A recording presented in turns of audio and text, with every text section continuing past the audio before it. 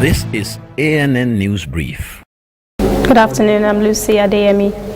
Officials in Somalia say at least 3 children have been killed by airstrikes that hit their school in the south of the country. The school is run by the militant Islamist group Shabaab, which controls the area. The main hospital in Sakau district was also hit and is said to have been destroyed. There are reports that 2 senior members of Shabaab were in Sakau, but it is not clear what happened to them. The US and Kenya have carried out frequent airstrikes in the region. At least 2 million children went back to school on Monday in Sierra Leone in a key test of the country's landmark free education program for primary and high school students. It was a major election pledge by President Julius Maada Bio, who took office in early April. Bio has said he will donate 3 months of his salary to the scheme, which covers school fees and supplies. Schools were packed on Monday and some pupils were unable to get in. One mother was in tears after her child was turned away for lack of space. Others had concerns about just how much of the cost of the government was actually going to cover.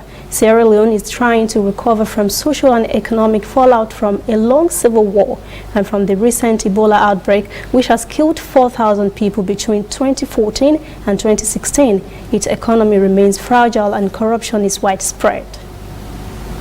Stay with us. We'll be back after this short break.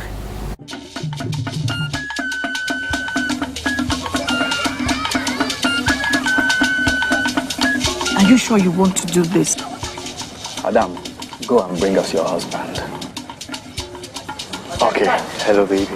We're in this together, okay? Can you hear me? Keep coming forward. Wait, stop. You okay, lean to your right. Keep walking down, keep walking to the left, yes. You're almost here. Keep going. You are here. Wow, you did it. I'm just so glad I didn't have to use my cane to do this. And I am so glad no other man got you before me. Let me be your eyes. We will never stop working to give you a network you can rely on so you can enjoy life's special moments. MTN, everywhere you go.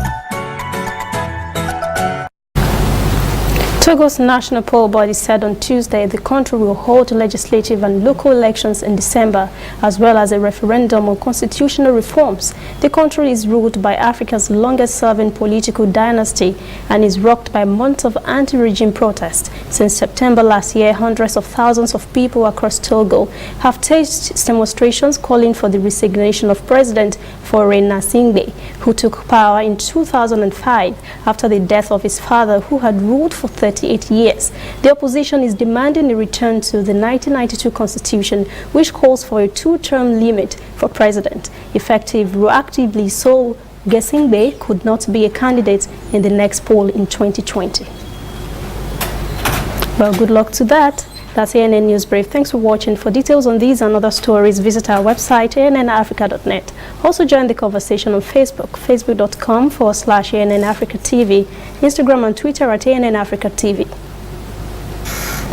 I'm Lucy Adeyemi.